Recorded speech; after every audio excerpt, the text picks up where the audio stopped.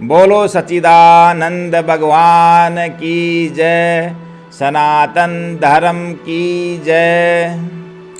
परम विरागी वो है जो तीनों गुणों को तिनके की तरह छोड़ता है। वो आए और जाए, जो किसी कल्पना में बंधा नहीं है और किसी अवस्था में बंधा नहीं है, जो तीनों गुणों का साक्षी है और विटनेस है। तुम तो ऐसे हो कि जागे हुए भी चुनाव करते हो और ध्यान में भी चुनाव करते रहते हो। तुम बोलते हो कि ध्यान में भगवान नहीं दिखते। यदि भगवान दिख जाएंगे तो क्या हो जाएगा? बाद में भगवान नहीं दिखेंगे तो बोलोगे कि भगवान नहीं दिखे। जो भी देखोगे ये गुणों का ही कार्य होगा। भगवान कृष्ण ने अर्जुन को कहा कि बहुत कम लोग ही मुझे तत्व से जानते हैं, मुझे मानते भी हैं पर जानते नहीं हैं। यद्यपि ऐसे भी भगवान हैं जिनको देखकर तुम भक्त रहोगे, उनसे शांति भी मिलेगी, आनंद भी मिलेगा। उदाहरण के लिए, जो पति को पाकर पत्नी हो जाती है, स्त्री को देखकर आदमी पुरुष हो जाता है, स्त्री नहीं। वैसे ही भगवान को देखकर आदमी भगत हो जाता है और भगवान को जानकर आदमी भगवान हो जाता है। एक पारस वो है जो लोहे को सोना बनाती है, पारस नहीं। एक भगवान वो है जिन्हें देखकर हम भगत बन जाते हैं, भगवान नहीं। जिनके पास रहने से भगत बन जाते हैं, जिनसे शांति और आनंद मिलता है, लेकिन भ्रम दूर नहीं होता है और ज्ञान नहीं होता है। उसी भगवान को जब हम तत्व से जान जाएंगे तो भगवान हमारे से अलग नहीं रहेंगे। तुम भगवान से अलग नहीं रहोगे। ऐसे गुरु मिले, तुम चेले हो गए, उनके दर्शन का लाभ भी मिला, उसका आनंद भी मिला। पर इसका मतलब ये नहीं है कि तुम गुरु को आत्म रूप से जानने का प्रयोजन ही नहीं करो। आत्मवेता हर्ष शोक से परे होता है। उसे हर्ष का हर्ष नहीं होता है और शोक का शोक नहीं होता है, जो गुणातीत हो जाता है, जहाँ कोई चुनाव नहीं रहता है। बधाई है तुमको कि इस सत्य को जानने की चेष्टा करो। इस शरीर में जो सत्य को ढूंढ लेता है वो उस सत्य को पा लेता है। यदि ब्रह्म सब जगह है, समान रूप से है, वो ब्रह्म तुझ में भी है। यदि गड्ढा अपने में मिट्टी पा जाए तो वह सब जगह मिल जाती है। यदि परमात्मा तुम में है, या तो कहो कि तुम में नहीं है। जो परमात्मा सब में है वो तुम्हें अपने में मिल जाए तो समझो कि सब में मिल गया। परमात्मा को पाने की दो प्रक्रिया है।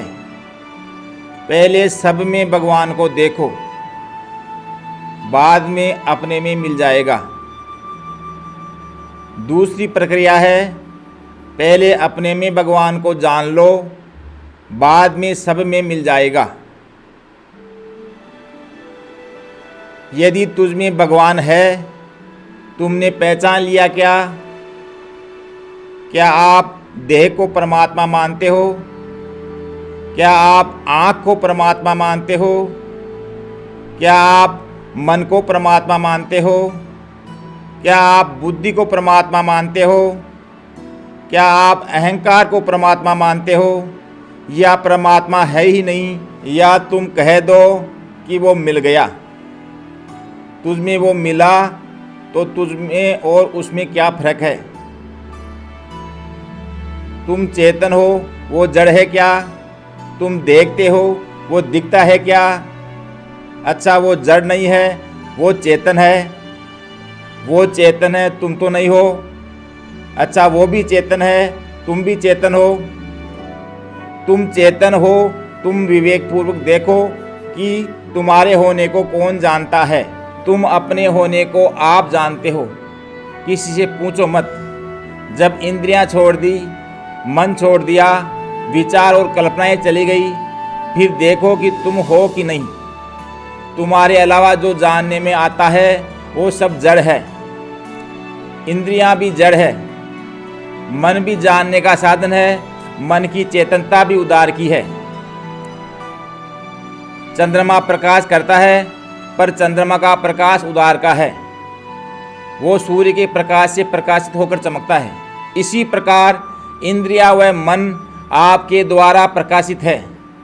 आत्मा स्वयं प्रकाशित है, उसको किसी दूसरे के प्रकाश की जरूरत नहीं है। इस प्रकार इंद्रियां व मन आपके बिना प्रकाश नहीं करती। इंद्रियों के बिना कुछ भी प्रतीत नहीं होता।